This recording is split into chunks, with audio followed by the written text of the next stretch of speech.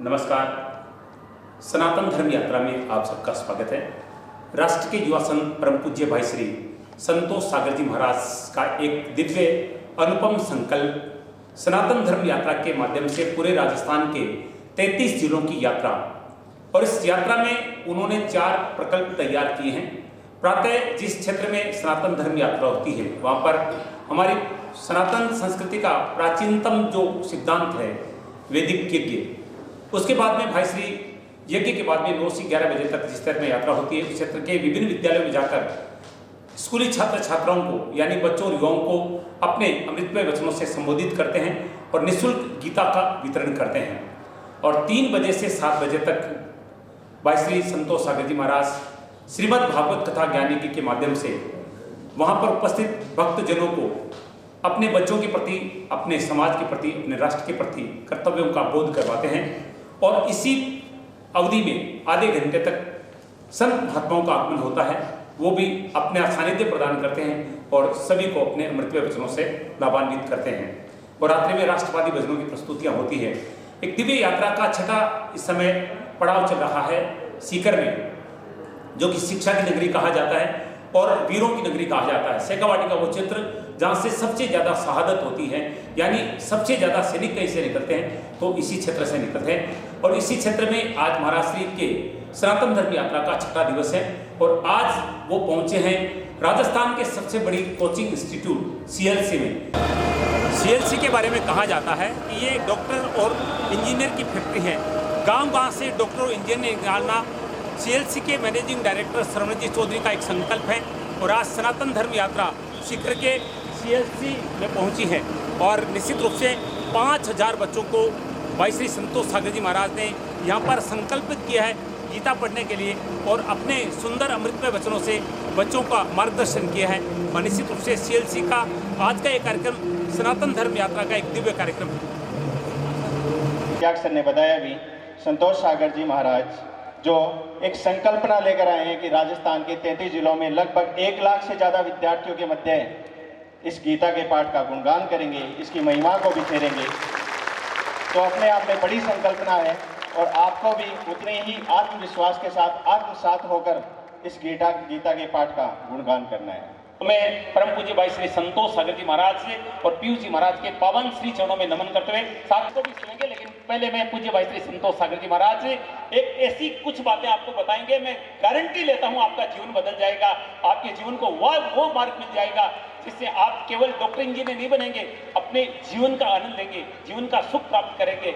सब कुछ प्राप्त करते हुए अगर संत का सानिध्य, भगवान की कृपा नहीं होती है, अध्यात्म नहीं होता है, तो मस्ती का मन अशांत होता है। और अशांत मन को शांति प्रदान करने के लिए राष्ट्र का एक युवा संत परम पूज्य भाई श्री संतोष सागर जी महाराज राजस्थान के 33 जिलों में निकला है। 1.25 लाख की गीता वितरण करनी है। 5 लाख बच्चों से मिलकर उनको अपने अमृतमय वचनों से संबोधित करके उनके जीवन में सुख और शांति का एक सागर पैदा करना चाहता है। मैं परम पूज्य भाई श्री संतोष सागर जी महाराज के पावन श्री चरणों में नमन करते हुए आपसे प्रार्थना करता हूं कि राष्ट्र की युवा पीढ़ी को संबोधित करके इनके जीवन में सुख और शांति की एक गंगा बहाएं। पूज्य श्री संतोष सागर जी महाराज।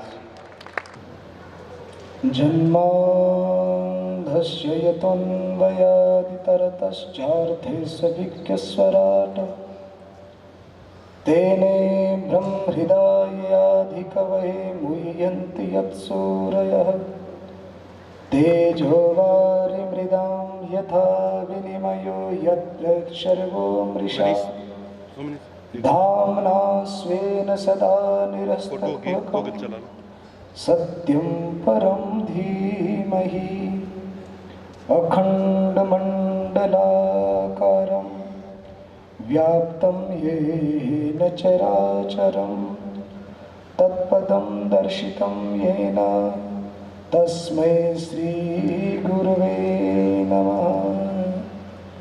बोले भारत माता की।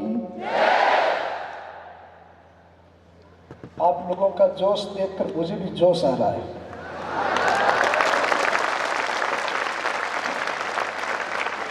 मेरा ज़्यादा अभ्यास तो नहीं है खड़े होकर बोलने का, पर आप लोगों के जोश ने मुझे खड़ा कर दिया।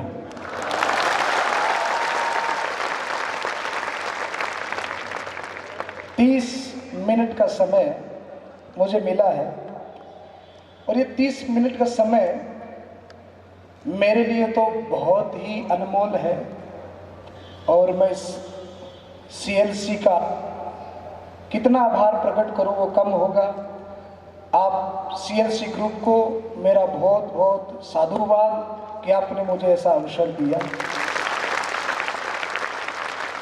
इतने सुंदर, इतने तेजस्वी, इतने ओज और जोश से भरे हुए बालक, अभी तक मैंने 5 जिलों में 20,000 बच्चों से मुलाकात की है।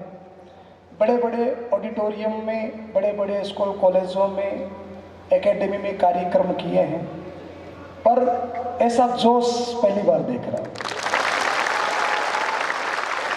तो ये ताली है आप खुद के लिए। अब थोड़ी देर हम ताली नहीं बजाएंगे और थोड़ी देर हम सुनेंगे। I need your attention. तो एकदम हो सकता है कि ये आधे घंटे का जो सत्र है ये आप सब लोगों के लिए बहुत काम का हो, और इसके लिए सबसे मोस्ट इम्पोर्टेंट है आपकी गंभीरता। मुझे पूछने की आवश्यकता नहीं है, मुझे पता है कि आप सब लोग अपने जीवन में एक सफल व्यक्तित्व बनना चाहते हैं, एक नेतृत्व करने वाले, लीडरशिप करने वाले बनना चाहते हैं। लीडरशिप कौन कौन करना चाहता है? एक पर्सन बनना चाहते हैं कि पर्सनैलिटी बनना चाहते हैं? पर्सनैलिटी कौन कौन बनना चाहता है? सब। वाह! भीड़ में चलना है कि भीड़ से आगे चलना है? तो उसके लिए आपकी क्या तैयारी है? आप सब लोग अभी विद्यार्थी जीवन में हो, पढ़ाई कर रहे हो, तो आज थोड़े से समय में मैं आपको बहुत अच्छे सूत्र दे सकता हूं। अगर आप उनको जीवन में अपनाएंगे तो मैं गारंटी देता हूं आपको सफल होने से कोई रोक ही नहीं सकता है।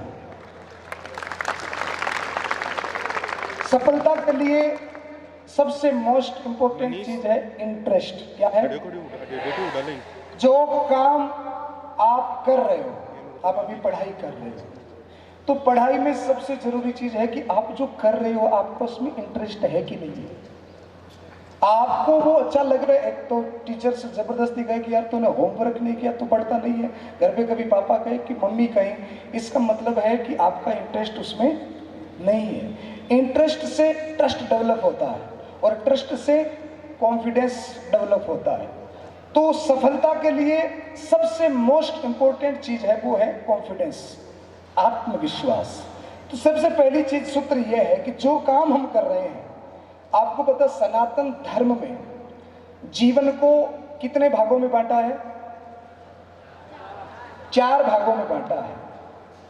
तो पहला जो पड़ाव है 25 वर्ष का, उस पड़ाव में हम हैं, और ये पड़ाव हमारे लिए बहुत ज्यादा महत्वपूर्ण है। अगर आपने ईमानदारी से मेहनत की भट्टी में अपने आप को झोंक दिया और इंटरेस्ट के साथ में अगर आपने मेहनत की और ये 25 साल समर्पण के साथ में आपने CLC को दे दिया, अपनी विद्या को दे दिया, तो मैं गारंटी देता हूं अगले 75 साल आपके बहुत सुंदर होंगे, बहुत गजब के होंगे। तो इसके लिए सबसे पहली जरूरी चीज है इंटरेस्ट, जिससे ट्रस्ट हो और अपना सेल्फ कॉन्फिडेंस जो होता है वो बढ़े। अब देखो, एक होती है चिंता और एक होता है चिंतन। श्री गीता कहती है चिंता और चिंतन। आप सबके एग्जाम आते हैं, मार्क्स प्रतिस्पर्धा में, कंपटीशन में जब हम बढ़ जाते हैं, एग्जाम के समय चिंता होती है। चिंता होती है वो हाथ ऊपर करे, ईमानदारी से। अभी हनुमान चालीसा का पाठ किया, झूठ मत बोलना। जिसको एग्जाम के टाइम, अरे बाप रे, सबको। अच्छा, चिंता और चिंतन में फर्क क्या है? चिंता और चिंतन में फर्क यह है कि जो बच्चा अक्सर अपने रिजल्ट के बारे में सोचता है वो तो चिंता कर रहा है, और जो अपनी स्टडी के बारे में सोचता है वो चिंतन कर रहा है। तो मोस्ट इंपोर्टेंट रिजल्ट है कि स्टडी है? एक साथ बोलिए, स्टडी है। अगर आपने स्टडी में पूरा समय दिया है, ईमानदारी से दिया है, तो आपको रिजल्ट की चिंता करने की आवश्यकता नहीं है। आपको प्रतिस्पर्धा के चक्कर में पड़ने की आवश्यकता नहीं है। प्रतिस्पर्धा में, कंपटीशन में पढ़ करके कहीं ना कहीं हम अपने आप को ब्रेक लगा देते हैं, कहीं ना कहीं हम अपने आप का ही अपमान कर देते हैं। दो चीजें हैं, एक तो प्रतिस्पर्धा में इसलिए नहीं पढ़ना चाहिए, मेरा साथ वाला 85 मार्क्स ला रहा है, मुझे 95, 91 लाना है, यानी कि आपने बिना सोचे अपनी योग्यता के ऊपर विचार किए, अपने आप को 91 में बांध दिया। आपकी योग्यता थी 99 की, पर आपने अपने मित्र के साथ में, जो साथ में फ्रेंड सर्किल है, उसके साथ में प्रतिस्पर्धा, कंपटीशन, ये 85 ला रहा है, मुझे 91 लाना है। आपकी योग्यता क्या है? 99 की, पर प्रतिस्पर्धा के चक्कर में, कंपटीशन के चक्कर में पड़ करके हमने अपने आप को बांध दिया। दूसरी चीज है, ये इंजीनियर बनना है, मुझे भी इंजीनियर बनना है, ये डॉक्टर बनना है, मुझे भी डॉक्टर बनना है, इस चक्कर में हमको नहीं पढ़ना है। भगवान ने हर व्यक्ति को एक अद्भुत टैलेंट देकर भेजा है। आप कभी अपने मन में विचार करिए, कभी एकांत में बैठ के ये सोचिए कि इस दुनिया में ऐसा कौन सा काम है जो मुझसे बेटर कोई नहीं कर सकता, जो मुझसे अच्छा कोई नहीं कर सकता। और मैं आपसे वादा करता हूं कि जिस दिन आपको वो चीज मिल गई, आपके अंदर का हुनर जिस दिन आपको मिल गया, उस दिन आपको सफल होने से कोई रोक नहीं सकता, कोई रोक नहीं सकता। तो सबसे पहला अपने अंदर देखिए कि मेरे अंदर में क्या योग्यता है, ऐसा कौन सा काम है। मैं अक्सर बच्चों के एक उदाहरण देता हूं, एक भालू, एक हाथी, एक बंदर, एक मछली, कंपटीशन ये है कि पेड़ पर चढ़ना है। एक साथ बोलिए, कौन चढ़ जाएगा? बंदर चढ़ जाएगा। अब इसी कंपटीशन को थोड़ा सा बदल दीजिए कि पानी में तैरना है तो कौन जीत जाएगा? अब हाथी बेचारा क्या करे? वो सोचे मेरे पास इतना बड़ा शरीर है, मेरे पास में इतनी ताकत है, उसको तो शर्म से मर जाना चाहिए कि यार मैं तो कुछ कर ही नहीं पाया। पर आप एक साथ बोलिए, क्या हाथी कर सकता है वो बंदर कर सकता है? जो हाथी कर सकता है वो मछली कर सकती है। इसलिए कौन क्या कर रहा है, कौन किस फील्ड में आगे है, आप उसका चिंतन मत करिए। आप ये देखिए कि ऐसा कौन सा काम है जो मुझसे बेटर, मुझसे अच्छा कोई नहीं कर सकता। आप अपने अंदर के हुनर को ढूंढिए। आपके पास में जो ये समय है ना, बहुत अनमोल है। अगर मुझसे कोई पूछे ना, पर्सनली मिलकर मुझसे पूछे कि आपको सबसे ज़्यादा क्या अच्छा लगता है, आपको सबसे ज़्यादा क्या पसंद है, तो मैं यही कहूँगा, मुझे सबसे ज़्यादा मेरे भारत के बच्चे पसंद हैं। मुझे आप लोगों से ज़्यादा प्रिय कोई भी नहीं है। आज मैं राजस्थान के 33 जिलों की यात्रा कर रहा हूँ, बच्चों से मिलता हूँ, उनको जीवन उपयोगी अच्छी अच्छी बातें बताता हूँ। इसमें मेरा स्वार्थ इतना है कि जिंदगी में किसी मोड़ पर अगर हम फिर मिले, अब आप डॉक्टर बन गए, इंजीनियर बन गए, अपने जीवन में सफल हो गए, तो आपके मम्मी पापा को बड़ी खुशी होगी, वो उनका सीना चौड़ा हो जाएगा। आपके गुरुजनों को बड़ी खुशी होगी जिन्होंने आपको पढ़ाया, इनको गर्व होगा कि ये मुझसे पढ़ा है। तो गुरुजनों को, मम्मी पापा को खुशी, और शायद वो चौथा आदमी मैं होऊंगा जो आपको सफल देकर खुश हो जाऊंगा। ये मैं अपनी बात बोल रहा हूँ, मुझे बहुत खुशी होगी। तो मैं आप सबको एक ऊंचे पद पर, एक लीडरशिप करते हुए, एक नेतृत्व में देखना चाहता हूं कि आपका जीवन ऐसा हो कि आपको देखकर लोग जो हैं वो प्रेरणा लेवें। तो हम लोगों का, सबका ये सौभाग्य है, सद्भाग्य है कि हम लोगों का जन्म भारत में हुआ। गर्व है कि नहीं है? हम सबका जन्म भारत में हुआ। ये भगवान की हम सब के ऊपर बहुत बड़ी कृपा है कि हम सबका भारत में जन्म हुआ। और भारत की संस्कृति, अहिंसा की संस्कृति, भारत की संस्कृति, त्याग की संस्कृति, भारत की संस्कृति, हेल्प नेचर की संस्कृति। हम चाहते हैं कि यार अपने पास में कोई आवे तो वो खुश होकर जावे, वो आनंदित होकर जावे। हमारे देवी देवताओं को देखिए, हमारे यहाँ पर एक भगवान नहीं है, सनातन संस्कृति में एक भगवान नहीं है। ध्यान से सुनना मेरी बात को और इस बात के ऊपर अमल करना। सनातन संस्कृति वसुधैव कुटुंबकम की संस्कृति है। सनातन संस्कृति उदार मना संस्कृति है। सनातन संस्कृति प्रार्थना करती है सर्वे भवन्तु सुखिनः, सब सुखी हो, सब आनंद हो। हमें गर्व होना चाहिए कि हमारा जन्म भारत में हुआ। हमें गर्व होना चाहिए कि हमारा जन्म सनातन संस्कृति में हुआ। गर्व किस लिए होना चाहिए मैं आपको बताता हूँ। भारत में एक भगवान नहीं, करोड़ों भगवान हैं। करोड़ों भगवान कैसे हैं? बोले हम यहाँ पर सूर्य को भी भगवान मानते हैं। हम यहाँ पर एक ऐसा मात्र देश है जहाँ पर हम भारत को क्या कहते हैं, अपनी भूमि को क्या कहते हैं? भारत माता। आपने कभी सुना इंग्लैंड माता? आपने कभी सुना इटली माता? और भारत को क्या कहते हैं? माता। हम गाय को क्या कहते हैं? माता। नदियों को क्या कहते हैं? माता। सूर्य को भगवान, चंद्र को भगवान। यानी कि जिसने संसार को कुछ दिया, यानी कि हमेशा संसार की हेल्प करने वाला, किसी की हेल्प करने वाला हमारे लिए क्या है? भगवान है। हमने कहा आचार्य देवो भव, हमने कहा मातृदेवो भव, हमने कहा पितृदेवो भव, हमने कहा अतिथि देवो भव। ये संस्कृति यत्र नारी पूजयन्ते तत्र रमन्ते देवता, ये संस्कृति किसकी है? भारत की है। जहां पर बच्चियों को, कन्याओं को लक्ष्मी का रूप माना जाए। आपने सुना है घर में लड़की होती है तो हम क्या कहते हैं? लक्ष्मी। बोलो ना, लक्ष्मी आई है। तो लड़का हो तो कभी किसने कहा विष्णु आया है? तो हमारी संस्कृति जो है वो बड़ी उदार मना संस्कृति, ऐसी संस्कृति जो कहीं और नहीं है। हमारे यहाँ एक जोक याद आ गया, समय कम में भी सुना देता हूँ। मुझे थोड़े से आप खिले हुए बड़े अच्छे लग रहे हो, हैं? आपको खिला हुआ फूल पसंद है कि मुरझाया हुआ? तो आप सारे खिले हुए फूल हो। समय कम मिला है, बाकी आपसे बात करने में बड़ा आनंद आ रहा है। तो एक अंग्रेज आ गया भारत में और वो किसी महात्मा के संपर्क में आ गया। दोनों साथ साथ में जा रहे थे तो बीच में तुलसी का पौधा आ गया। तुलसी जानते हो, सबके घर में होगी। तुलसी का पौधा आया तो साधु ने हाथ जोड़कर प्रणाम किया, हे तुलसी माता।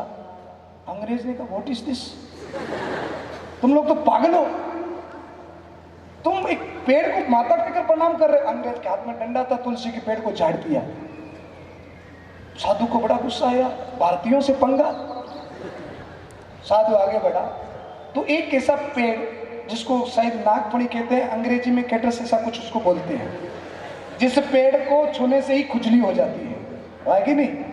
साधु उसके पास में लेकर गया और पेड़ के पास में जाकर कहा प्रणाम पिताजी। अंग्रेज ने कहा यार व्हाट इज दिस, बड़े पागल आदमी हो, इसको पिताजी कह रहे हो। डंडा लेकर झाड़ दिया। अब आपको पता है झाड़ते क्या होगा? उस अंग्रेज के पूरे शरीर पर खुजली हो गई। बोले ये क्या हुआ? बोले तुमने हमारी मम्मी को छेड़ा ना, पापा नाराज हो गए। मम्मी को छेड़ा तो क्या हुआ? पापा नाराज हो गए। बोले अब क्या करना? बोले अब चलो दूसरी माता के पास। कौन सी माता? बोले गऊ माता। बोले गऊ माता? बोले हाँ, गाय का गोबर लगा दिया। आपको पता है ना, गोबर लगाने से, ऐसे गोबर में साइंटिफिक गुण होते हैं कि गोबर लगाने से दांत, खाज, खुजली खत्म हो जाए, इसलिए गाय को माता कहते हैं।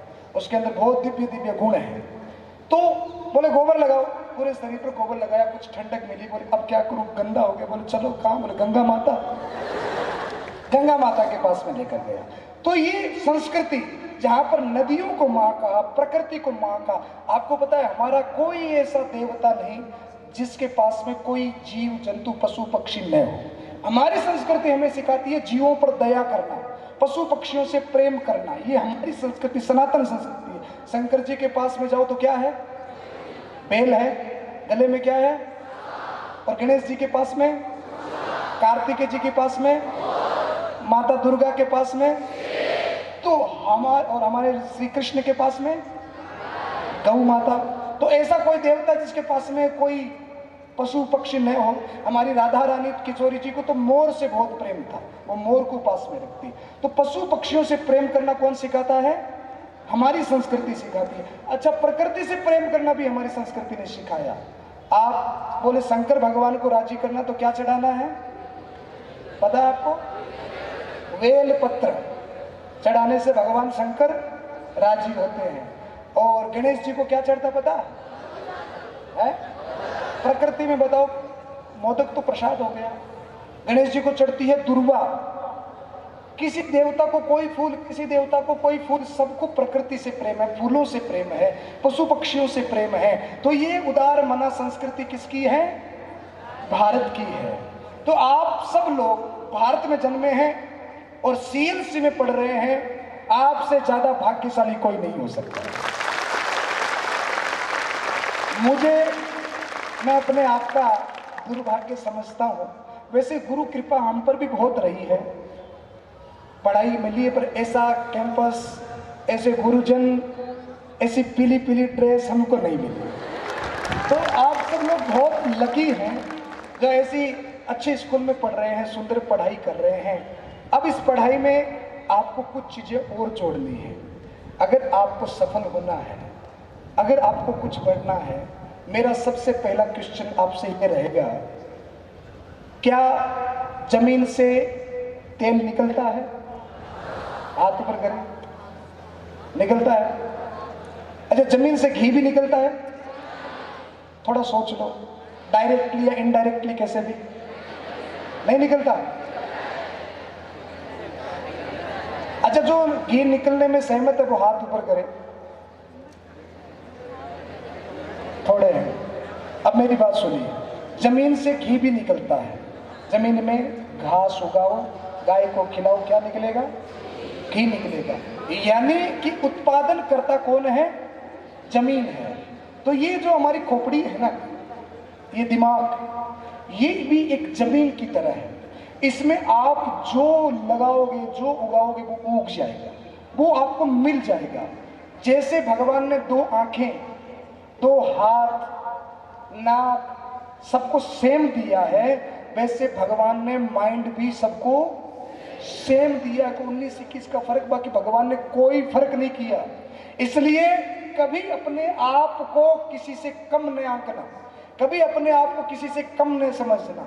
श्रीमद् भगवत गीता का एक सुंदर प्रश्न मैं आपसे करता हूं, मुझे 1-2 बच्चे जवाब देंगे जो आगे बैठे हैं। जिंदगी किसी भागा दौड़ में हार कौन जाता है? जो हार मान जाता है। बेटियां क्या कह रही है? जो मन से हार जाता है। दोनों ही जवाब बहुत सुंदर हैं। अब गीता की बात सुनिए। जिंदगी में हार कौन जाता है? सब लोग, आप जितने लोग बैठे हैं, मैं प्रार्थना करता हूं कि आप सब लोग सफल हों, ऊंचे मुकाम पर जाएं, पर सब सफल नहीं होते, कोई कोई सफल होता है। और सफल कौन होता है? बोले जो मेहनत की भट्टी में अपने आप को झोंक देता है, जो इंटरेस्ट के साथ में अपना काम करता है, जो समर्पण के साथ में अपना काम करता है, वही सफल होता है। सब सफल नहीं होते। एजुकेशन से ज्यादा जरूरी चीज है लर्निंग। आप एजुकेशन ले रहे हो, अच्छी कॉलेज में, अच्छी स्कूल में ले रहे हो, पर आपकी स्वयं की लर्निंग क्या है? आप क्या सीख रहे हो? आपके आसपास में आपने स्कूल में सीखा, गुरुजनों से सीखा, किताबों से सीखा। मैं आपसे पूछता हूं, कभी आपने अपनी मम्मी से कुछ सीखा? आपने कभी अपने ताऊजी से कुछ सीखा? आपने अपने पापा से कुछ सीखा? ये लर्निंग होती है। आपके आसपास, आपके घरों में, आपके फ्रेंड्स, आपके पेरेंट्स, जिनसे आप बहुत कुछ सीख सकते हो। आजकल हमारा प्रभाव कैसा हो गया, हमारी सोच कैसी हो गई। आप किसी भी होटल में, स्कूल में कहीं जाएं, रिसेप्शन में बैठी हुई एक लड़की 4 लाइन इंग्लिश की बोल दे तो हम कहते हैं वाह बड़ी पढ़ी लिखी है, बड़े प्रभावित हो जाते हैं। पर आपके घर में 5वीं पढ़ी हुई दादी, 3री पढ़ी हुई मम्मी, आप कभी उनके पास में बैठिए, उनके जीवन का अनुभव लीजिए और उनकी जो लर्निंग है वो आप देखिए। एक कोई लड़की कुक की स्टडी करके 2, 4, 5 मिठाइयाँ बनाना सीख जावे, सब्जी बनाना सीख जावे और इंग्लिश में बोल बोल के सब्जियाँ बनाए तो आप कहते वाह क्या कुक है। पर आपने कभी देखा आपकी मम्मी कैसी कुक है, आपकी दादी कैसी कुक है? घर में एक भोजन खाने वाला हो, तो वो बातें करते करते सब्जी बना देती है, देखती भी नहीं क्या डाल रही है क्या नहीं डाल रही है, स्वादिष्ट बनता है। उसी जगह 20 लोग भी आ जाएं तो उसी मस्ती में वैसे ही बातें करते करते वो मसाला वैसे डाल देगी और वो खाना भी बेटर ही बनेगा, वो कभी कम नहीं बनेगा। इतनी सुंदर। तो अपनी मम्मी से, अपने पापा से, अपने दादा से, ताऊ से, अपने आसपास जो क्रियाएं हो रही है उनसे आप बहुत कुछ सीख सकते हैं, उनसे आपको बहुत कुछ प्राप्त हो सकता है। तो अपने लर्निंग को बढ़ाइए, अपने सीखने की आदत को बढ़ाइए, एजुकेशन लीजिए, किताबें पढ़िए, पर आसपास की चीजें हमको बहुत कुछ सिखा जाती है। अपनी लर्निंग बढ़ाइए, चारों तरफ से ऑब्जर्व करिए कि हमें क्या क्या मिल रहा है, अच्छी अच्छी चीजें मिलाइए अपने अंदर में। और जिंदगी में हार कौन जाता है, इसका जवाब यह है, श्री कृष्ण कहते हैं अर्जुन से, बोले संशय आत्मा विनश्यति। कौन हार जाता है? संशय आत्मा विनश्यति। संशय मीन्स संशय मीन्स डाउट। वाह, सीएलसी के बच्चे बड़े होशियार हैं। संशय मीन्स डाउट। अपने अंदर में डाउट मत रखना अपने काम को लेकर। सबसे खतरनाक जहरीली चीज होती है डाउट, कि मैं ये कर सकूंगा कि नहीं कर सकूंगा। अपने अंदर में कॉन्फिडेंस डेवलप करिए, डाउट को हटाइए और एकाग्रता के साथ में आगे बढ़िए। संशय आत्मा विनश्यति, श्री कृष्ण कहते हैं श्रद्धावान लभते ज्ञानम। जो अपने काम को लेकर पूर्ण समर्पित होता है, पूर्ण श्रद्धावान होता है, अपने आप को जो अपनी मेहनत में झोंक देता है, दुनिया की कोई ताकत नहीं जो उसको रोक सके आगे बढ़ने। कोई ताकत बनी नहीं। एक स्कूल में एक गुब्बारा बेचने वाला है।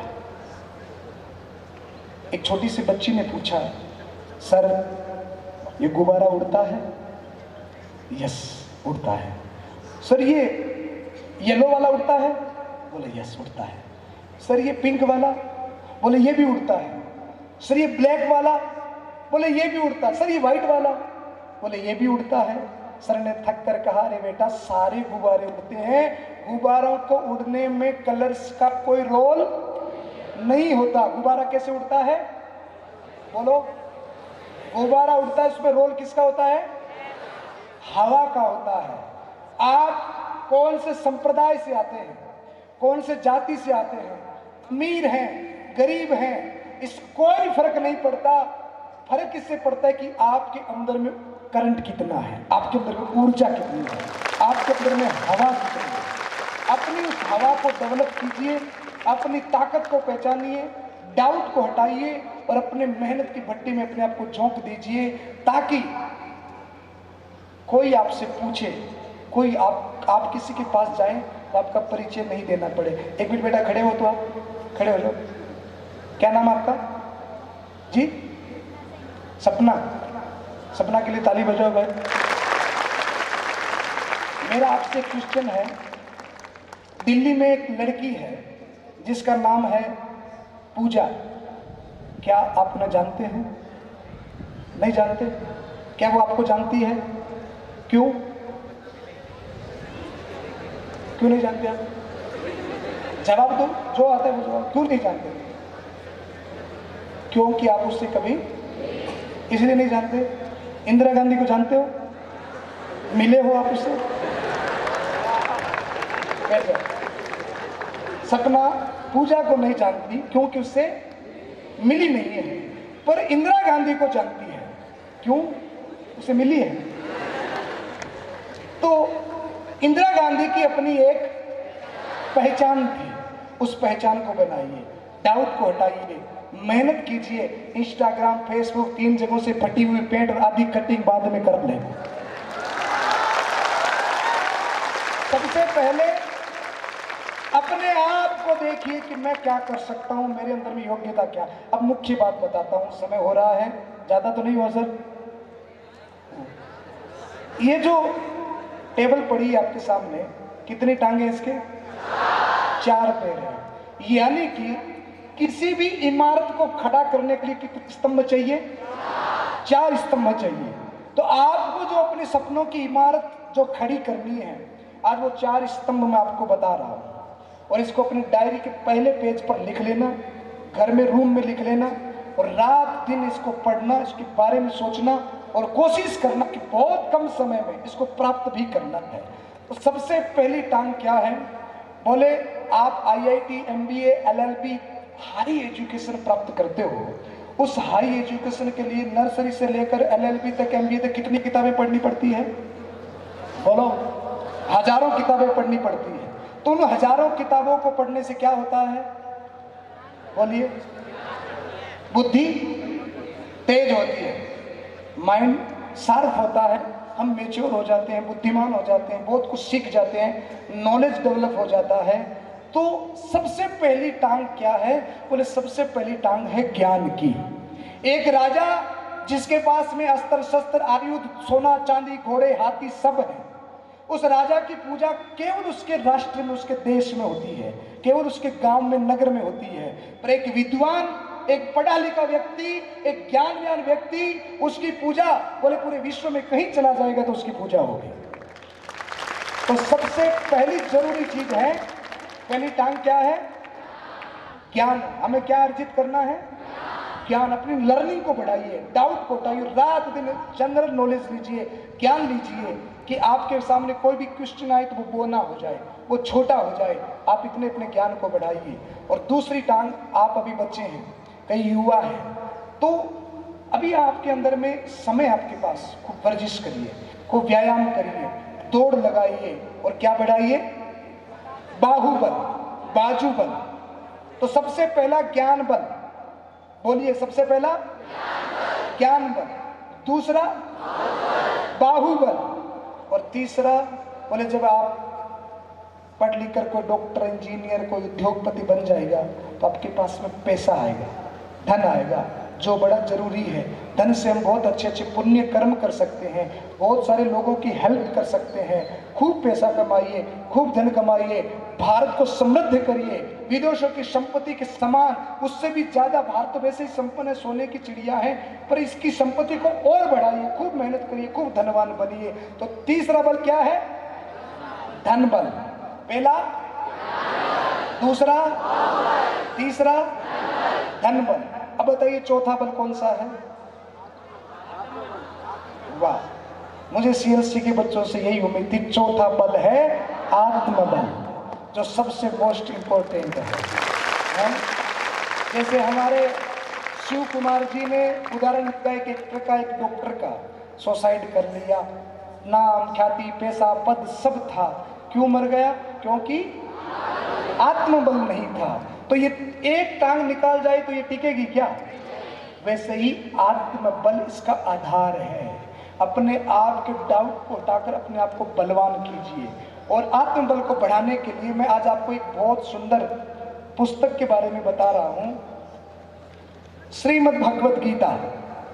कौन कौन जानता है इसके बारे में? वाह, एक बार अपने लिए ताली बजा दीजिए।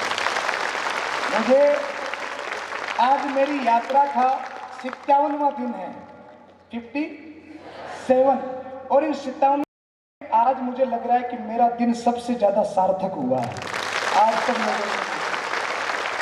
श्रीमद् भगवत गीता, जिसको मनोचिकित्सक किताब कहते हैं, कोई रिलीजन, कोई धर्म, कोई संप्रदाय से संबंधित किताब नहीं है। मैंने सारे धर्मों के ग्रंथों को पढ़ा है, गीता को भी पढ़ा है। गीता सनातन धर्म की धरोहर है। ये वो किताब है जो आपके आत्मबल को डेवलप करती है। ये वो किताब है जो आपके जीवन को समृद्ध, आपके जीवन में क्रांति, आपके जीवन में ऊर्जा ला देती है। हमने क्या किया? गीता को नानी दादी को पकड़ा दिया, आप पढ़ो। ये गलती हुई हमसे। दुनिया के 128 देशों में, हर एक यूनिवर्सिटी में, फ्रांसीसी, चाइनीज, इटालियन, हर एक भाषा में आप पढ़े लिखे हो, गूगल करके देखना, दुनिया की हर भाषा में एक ग्रंथ आपको मिलेगा। उसका नाम क्या है? श्रीमद् भगवत गीता। हमारे आदरणीय प्रधानमंत्री नरेंद्र जी मोदी जब किसी भी विशिष्ट व्यक्ति से मिलते हैं तो उनको एक ही गिफ्ट देते हैं, और वो गिफ्ट क्या है? क्योंकि हमारे आदरणीय प्रधानमंत्री जी कहते हैं हमारे भारत के पास इससे अनमोल वस्तु नहीं है। तो ये वो इतनी ताकतवर किताब है। और मैं आपको और बता दूं, इस किताब को पढ़ना कोई छोटा चैलेंज नहीं है। एक पेज खोलकर पढ़ोगे ना, खोपड़ी घूम जाएगी, अंग्रेजी की किताबें धरी की धरी रह जाएगी। इसमें संस्कृत भी है, हिंदी भी है, पर हिंदी के शब्द ये श्री कृष्ण की वाणी है, अद्भुत वाणी है। और इस किताब के अंदर केवल और केवल मानव धर्म के बारे में बताया गया है। इस किताब में केवल इतना बताया गया है कि आप अपने आप को डेवलप कैसे कर सकते हो, आप अपने आप को ऐसा कैसे बना सकते हो कि सब लोग आपको सलूट करें, सब लोग आपको नमस्कार करें। ये वो किताब आपको सिखा सकती है। इस किताब को आप कहीं गार्डन में, बस में, सोते हुए, जागते हुए, कहीं पर भी, बगीचे में, गाड़ी में, नहाए बिना नहाए कभी भी पढ़िए। शर्त है कि पढ़ें, इसको समझें। और इसको पढ़ना, एक पत्ता खोलोगे ना तो खोपड़ी घूम जाएगी, सरल नहीं है। पर अगर इसको पढ़ लिया, अगर इसको समझ लिया, अगर इसको जीवन में उतार लिया, तो संध्या का समय है, मैं आपको गारंटी देता हूं, आपके समान ऊर्जावान कोई नहीं होगा, आपके सामने कोई नहीं टिक पाएगा। इतनी ऊर्जा इस किताब के अंदर है, इतनी ताकत इस किताब के अंदर है। तो अक्सर हम स्कूलों में, कॉलेजों में जाते हैं। अभी ये दूसरी बार चांस हुआ है जो मैं इतने बच्चों के एक साथ में बोल रहा हूँ। लगभग 800 1000 छोटे छोटे कैंपस होते हैं। ये CLC तो हमारे श्रवण साहब का बहुत बड़ा मेहनत है इसमें, जो इतना बड़ा कैंपस इन्होंने बना दिया। बाकी इतना बड़ा कैंपस कम स्कूलों में मिलता है। 1500 बच्चे बैठते हैं तो उनको भगवत गीता हाथों हाथ ही भेंट कर देते हैं। पर इतने बच्चों को एक साथ भगवत गीता भेंट करना मुश्किल होगा। मैं स्कूल में किताबें देके जाऊंगा और मेरी तरफ से आपको ये वो गिफ्ट मिलेगी। स्वीकार करोगे मेरा गिफ्ट? हाथ ऊपर करो। वाह, दिल खुश कर दिया सर। और इसका क्या करोगे फिर? प्रॉमिस? देखो, हनुमान चालीसा किया है, संध्या का समय है, बच्चे मन के, ये तो नहीं है ना लो मम्मी तुम्हारे लिए गिफ्ट लाए, ऐसा तो नहीं कर दोगे ना? पढ़ेंगे। और इस चैलेंज को अगर आपने पूरा कर दिया तो ये आपकी जिंदगी का सबसे स्वर्णिम अवसर होगा, आपके लिए बहुत अच्छी चीज होगी। अपने मनोबल को बढ़ाइए, आत्मविश्वास को बढ़ाइए, अपने धर्म, अपने राष्ट्र, अपने माता पिता, अपने गुरुओं का सम्मान करिए और अपने धर्म के खिलाफ, गुरुओं के खिलाफ, माता पिता के खिलाफ जीवन में कभी भी एक भी बुरा शब्द मत सुनना। कोई धर्म का अपमान करे, माता पिता का और गुरुजनों का अपमान करे तो तुरंत उसको समझाएं, उसको डांटें, फटकारें, अपने धर्म की इज्जत करें, राष्ट्र की इज्जत करें। तो कहने को मेरे पास बहुत सारी बातें हैं पर इतना समय हमारे पास में नहीं है। वैसे भी मुझे लगता है कि मैं और समय ले लिया। हम वक्ता है, हमारी आदत बड़ी खराब होती है, माइक आने के बाद में छूटता नहीं है। एक बार सभी जोरदार जयकार लगाए, भारत माता की, भारत माता की, भारत माता की, वंदे वंदे वंदे, सनातन धर्म की। तो मुझे आपसे मिलकर बहुत अच्छा लगा।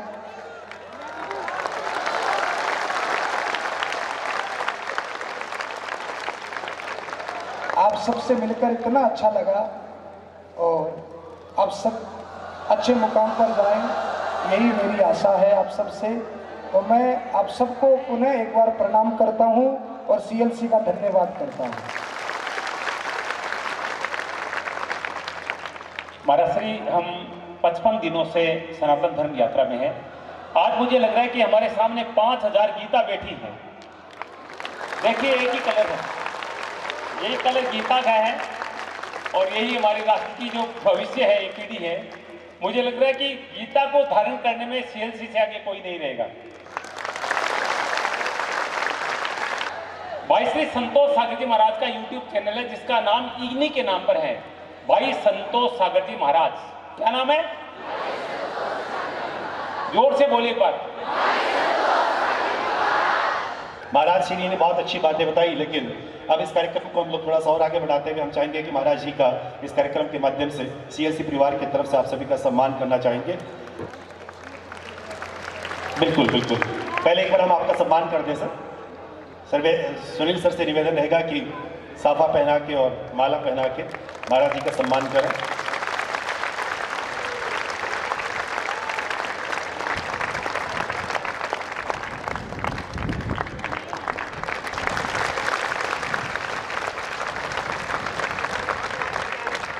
हमारे बीच में पीयूष जी महाराज भी मौजूद हैं।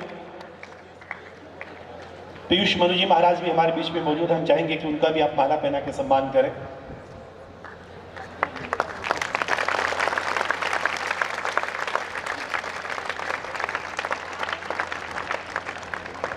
निवेदन रहेगा सुनील सर से कि साफा पहना के हमारी संस्कृति का एक रूप साफा को सम्मान करके भेंट करें। साथ ही हम चाहेंगे कि बाकी सब साथियों का भी आप माला पहना के सम्मान करें। इसी उम्मीद के साथ मैं चाहूंगा कि मुनि महाराज से गुजारिश करूंगा कि हमारा एक सिंबॉलिक है, जिस वक्त जो व्यक्तित्व हमारे बीच में मौजूद होता है वो साइन करता है। आज 28 मई है, हम चाहेंगे कि आपका एक सिग्नेचर यहाँ पर हो ताकि आपकी जो यादें हैं वो चिरस्थायी बनी रहे। कि जाने अपनी यादों के हमारे साथ रहने दो, न जाने किस गली में जिंदगी की शाम हो जाए। और आपका सानिध्य और प्यार और संरक्षण इसी तरीके से हमारे साथ बना रहे। बहुत बहुत शुक्रिया और सीएलसी परिवार हमेशा आपका आभारी रहेगा। बहुत बहुत शुक्रिया, बहुत बहुत धन्यवाद। डॉक्टर अहमद जी का जो मंच संचालन है वो निश्चित रूप से दिव्य है। मैं नमन करता हूँ आपको। पूज्य भाई श्री संतोष सागर जी महाराज से प्रार्थना करता हूँ कि आप पे दुपट्टा उठाकर आदरणीय अहमद जी का सम्मान करें। और हमारे जो गुरुजन सीएलसी के हक मौजूद हैं उन सबसे निवेदन करूंगा कि आप एक एक करके आएँ और पूज्य भाई श्री संतोष सागर जी महाराज से आशीर्वाद प्राप्त करें।